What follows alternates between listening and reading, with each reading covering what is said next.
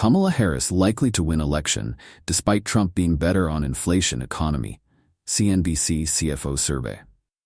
A CNBC survey of top chief financial officers finds majority belief that Vice President Kamala Harris will win the presidential election, but the CFO survey also finds a majority C-suite view that former President Donald Trump would be better on inflation and the economy.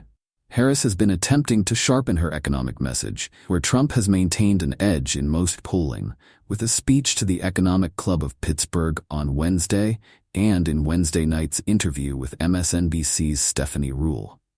Harris has been attempting to sharpen her economic message, where Trump has maintained an edge in most polling, with a speech to the Economic Club of Pittsburgh on Wednesday and in Wednesday night's interview with MSNBC's Stephanie Ruhle. A majority of chief financial officers, 55%, say Harris will win the election, according to the Q3 CNBC CFO Council survey. That's a reversal from the prior CFO survey in Q2, when President Joe Biden was still the candidate, and a majority of CFOs, 58%, believed Trump would win. About a third of CFOs, 31%, now say Trump will win, while 14% remain unsure of the election outcome. In the Q2 CFO survey, 29% of executives said they were unsure who would win. More in the business world are gravitating to a belief that Harris will prevail, with another recent CNBC survey of top economists and money managers also seeing this election result as the most likely outcome. The majority belief that Harris will win comes despite an equal majority of CFOs, 55%, telling the survey that Trump is better on inflation and for the economy. Only 17% of CFOs said Harris had a better plan for the economy. Inflation and interest rates, 38%, followed by tax policy and regulation, both at 24%, were the issues CFOs taking the survey cited as most important to their companies. Trade and tariffs policy, which is a key talking point of Trump and some economists say will lead to higher inflation, was only cited by 7% of CFOs. The CNBC CFO Council survey was conducted between August 19 and September 19, a period which included the presidential debate. The survey is a sampling of views from CFOs at large organizations, with 31 chief financial officers responding to the Q3 survey. CFOs expect government to remain divided after the election, with nearly three-quarters, 74% of respondents saying that Capitol Hill will be split. 45% of CFOs predict the Democrats will keep control of the Senate and the GOP keeps control of the House, while another 29% expect a flip in control between parties. But the Hill to remain divided. This week, both candidates have been pressing their case on the economy, with Trump dangling new tax incentives for corporations and Harris attempting to sharpen her economic message in a speech to the Economic Club of Pittsburgh and an interview with MSNBC's Stephanie Ruhle on Wednesday evening. The CFO belief that Trump is better on the economy matches the former president's lead in most polls on the issue, though Harris has been able to reverse that trend in some recent polling.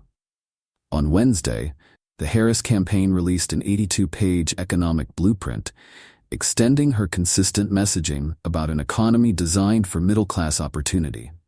In her speech to the Economic Club of Pittsburgh on Wednesday, Harris discussed tax credits for companies that offer union jobs in manufacturing town industries, like metals including steel, and also attempted to distance herself from GOP efforts to cast her as an extreme member of the left on the economy. I believe that most companies are working hard to do the right thing by their customers and the employees who depend on them, Harris said. We must work with them to grow our economy. Harris has called for higher corporate taxes, though not as high as Biden has pushed, as she tries to find a middle ground between his economic policies and a plan that will have more centrist appeal. Trump has vowed to cut corporate taxes to as low as 20%, lower than the level of the 2017 Tax Cuts and Jobs Act his administration passed. In her interview with Ruhle on MSNBC on Wednesday night, Harris said, "I'm not mad at anybody for being rich, but they should pay their fair share. But tax cuts for the billionaires and the top corporations in our country, and then not really paying much attention to middle-class families. My perspective on the economy is, when you grow the middle class, America's economy is stronger." Harris has attracted some high-profile support from within the business community. with billionaire Mark Cuban becoming something of in recent weeks, and telling CNBC during a recent interview, Kamala Harris is pro-business. Kamala Harris is not Joe Biden. They are very, very different. She talks a little bit around the subject when it comes to taxes in particular, but she is going center. 100%. A group of more than 80 corporate leaders, predominantly former top CEOs, recently released a letter endorsing Harris. Harris stressed her relationship with big business in the Rule interview, saying she has spent a lot of time with CEOs. And I'm going to tell you that the business leaders, who are actually part of the engine of America's economy, agree that people should pay their fair share. They also agree that when we look at a plan such as mine, that is about investing in the middle class, investing in new industries, investing in bringing down costs, investing in entrepreneurs like small businesses, that the overall economy is stronger and everyone benefits. In a speech on Wednesday in Georgia, Trump focused on an economic issue that is key to CFOs and corporate finance, research and development expenses. Trump said he would expand R&D tax credits, allowing U.S.-based operations to fully expense costs in the first year of operation.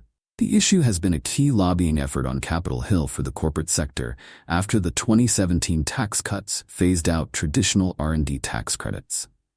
Efforts to bring back full expensing of R&D, paired with a Democratic push for expanded child tax credits, have had fairly wide bipartisan support among legislators, but not enough votes to see new legislation through both the House and Senate across multiple attempts in the past few years supported by Biden as well as some high-ranking GOP members on the Hill, including most recently a failed effort in August. Several CFOs responding to the survey specifically cited the R&D tax expense issue when discussing their tax priorities in relation to the Tax Cuts and Jobs Act, which is set to expire in 2025. The survey also found CFOs citing the construction of new factories and facilities and increasing R&D spending as top priorities for capital expenditures in the next year.